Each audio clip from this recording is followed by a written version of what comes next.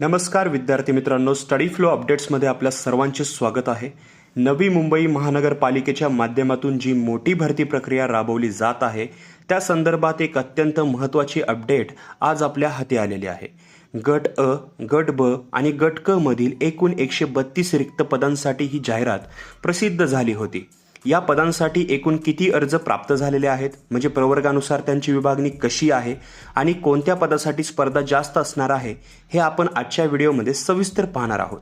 Video शेवटपर्यंत पहा, कारण प्रत्येक पदाचा डेटा आपण इन डिटेल पाहणार आहोत। तसेच चॅनलवर नवीन असाल सबस्क्राइब करून ऑल नोटिफिकेशनवर क्लिक करा, तसेच भविष्यातील अपडेट तुम्हाला मिळत राहतील। आणि ऑफिशियल आर्टिकल मिळवण्यासाठी डिस्क्रिप्शनमध्ये लिंक्स दिलेले आहेत, ग्रुप लिंक्स तसेच आर्टिकल लिंक्स रीड करायला विसरू नका किंवा ग्रुप जॉईन करायला विसरू नका। मित्रांनो, प्रशासकीय विभागाच्या अधिकृत आकडेवारीनुसार ही एकूण रिक्त पदे आणि प्राप्त अर्ज याची माहिती जी आहे तुम्ही समोर पाहू शकता। सर्वप्रथम आहे वैद्यकीय क्षेत्रातील पदे। याच्यामध्ये सर्वप्रथम येतं ज्युनियर मेडिकल ऑफिसर। सर्वात जास्त अर्ज वैद्यकीय क्षेत्रात याच पदासाठी आहेत। एकूण 360 अर्ज प्राप्त झाले आहेत। यामध्ये SC प्रवर्गातील उमेदवारांसाठी 71 पदे अर्ज प्राप्त झालेले आहेत, तर खुल्या प्रवर्गातून 91 अर्ज प्राप्त झालेले आहेत। गायनेकोलॉजिस्टचे 57 अर्ज आहेत, पेडियाट्रिशियनचे 55 अर्ज आहेत, ॲनेस्थेटिस्टचे 33 अर्ज आहेत, ऑर्थोपेडिक सर्जनचे 29 अर्ज आहेत, पॅथॉलॉजिस्टचे 19 अर्ज, तसेच फिजिशियनचे 18 अर्ज आणि सर्जनचे 15 अर्ज प्राप्त झालेले आहेत। इतर वैद्यकीय पदांचे जसे की डर्मॅटोलॉजिस्टचे 7 पदे, इंटेन्सिव्हिस्टचे 7 पदे, रेडिओलॉजिस्टचे 5 जे अर्ज आहेत ते प्राप्त झालेले आहेत। आता जे तांत्रिक आणि प्रशासकीय पदे आहेत त्याच्याबद्दलही पाहूया। येथे सर्वात जास्त स्पर्धा आहे। आता बघा, असिस्टंट कमिशनर जे आहे, म्हणजे ज्याला सहाय्यक आयुक्त म्हणलं जातं, मित्रांनो हे पद जे आहे ते सर्वात चर्चेत आहे। अवघ्या काही जागांसाठी तब्बल 16,251 अर्ज प्राप्त झालेले आहेत।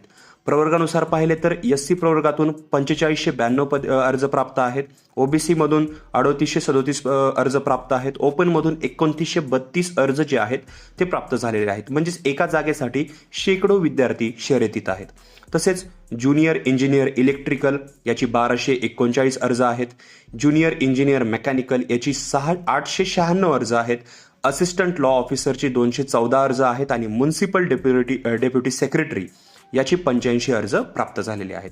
आता प्रवर्गानुसार एकूण सारांश पाहूया।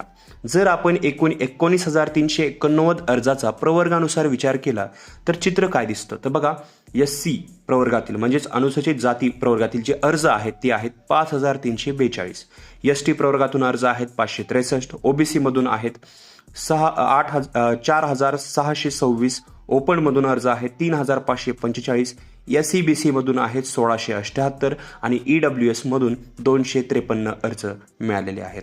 यावरून लक्षात येते की SC आणि OBC प्रवर्गातून सर्वाधिक उमेदवारांनी या भरतीसाठी रस दाखविलेला आहे।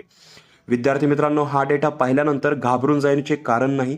असिस्टंट कमिशनर सारख्या पदांसाठी अर्ज संख्या जास्त असली तरी तुमची स्पर्धा ही केवळ त्यातील सिरियस अभ्यास करणाऱ्या 5 ते 10% विद्यार्थ्यांशी असते आणि ही रियालिटी आहे। ज्या पदांसाठी अर्ज कमी आले आहेत, उदाहरणार्थ वैद्यकीय पदे, तिथे निवड होण्याची शक्यता खूप जास्त असते, पण त्यासाठी स्पेसिफिक डिग्रीची गरज असते, ती तुमच्याकडे असली पाहिजे मेडिकल क्षेत्रातली। इंजिनिअरिंगच्या विद्यार्थ्यांनी तांत्रिक विषयांवर जास्त भर द्यायचा आहे आणि प्रशासकीय पदांसाठी सामान्य ज्ञान आणि चालू घडामोडी जी आहे याची जी आहे कळीची भूमिका ही बजावतील, तर याची तयारी तुम्हाला ठेवायची आहे। तर मित्रांनो, ही होती नवी मुंबई महानगरपालिका भरती अर्जाची संपूर्ण माहिती। हा व्हिडिओ तुमच्या इतर विद्यार्थी मित्रांसोबत नक्की शेअर करा, जेणेकरून त्यांनाही स्पर्धेचा अंदाज येईल। भरती प्रक्रियेची पुढील अपडेट्स, हॉल तिकीट आणि परीक्षेच्या तारखा सर्वात आधी जाणून घेण्यासाठी आपल्या स्टडी फ्लो अपडेट्स या चॅनलला लगेचच सबस्क्राईब करा। आणि हा व्हिडिओ पाहिल्याबद्दल मित्रांनो धन्यवाद। तुमचे काही प्रश्न असतील तर कॉमेंट सेक्शनमध्ये विचारायला विसरू नका।